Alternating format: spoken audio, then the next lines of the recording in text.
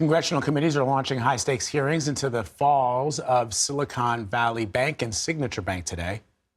Lawmakers are expected to question officials from the Federal Reserve, the Treasury Department, and the FDIC on what went wrong. The hearings come after First Citizens Bank reached a deal to acquire Silicon Valley Bank. CBS News congressional correspondent Scott MacFarlane is on Capitol Hill. Scott, what can we expect to hear from today's witnesses? Well, these are administration officials in some cases, the head of the FDIC, a Treasury official, a Federal Reserve official. Looking through what they're poised to say, they're going to make this argument that the U.S. banking system is not vulnerable to the type of shock it suffered in 2008, that this is a more isolated set of incidents with just these banks, including Silicon Valley Bank.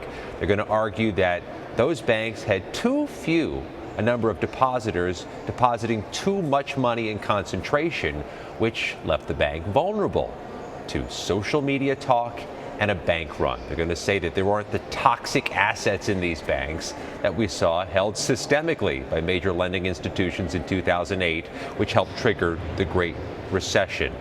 All that being said, as we listen to Senator Sherrod Brown, the chair of the Banking Committee from Ohio, there is concern about the political fallout of this, even if it doesn't spread further. No taxpayer money was used, Anne-Marie and Vlad, to save these banks. But the speed and efficiency with which the federal government responded to these banks, and doesn't respond to everybody in need, is a political issue and potentially a liability for the federal government. They're going to question that during these hearings today and a similar hearing in the U.S. House tomorrow.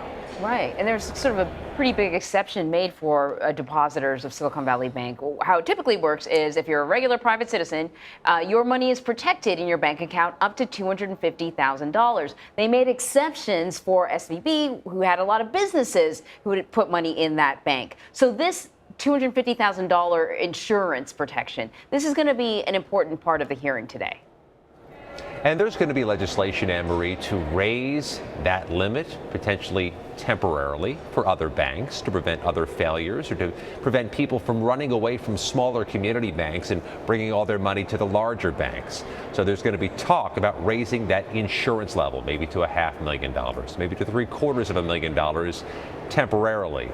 But that legislation doesn't have any pathway. That proposal doesn't have any pathway to becoming law.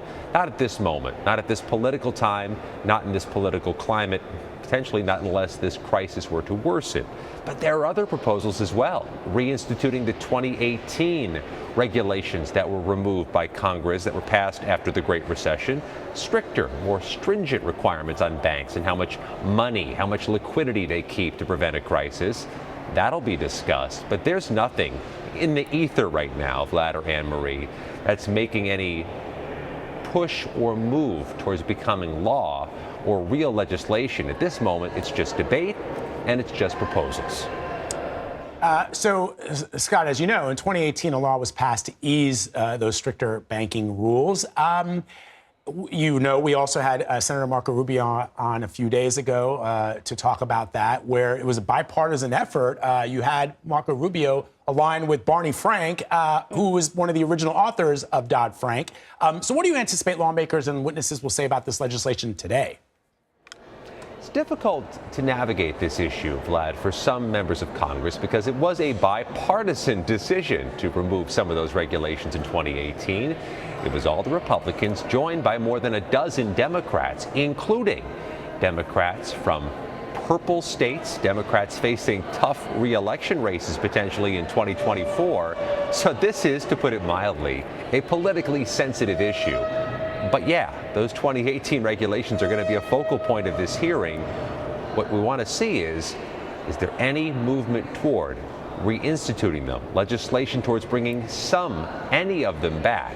So far, since the outset of this crisis, there's been no momentum to speak of. All right, Scott MacFarlane on the Hill for us, my friend. Thank you.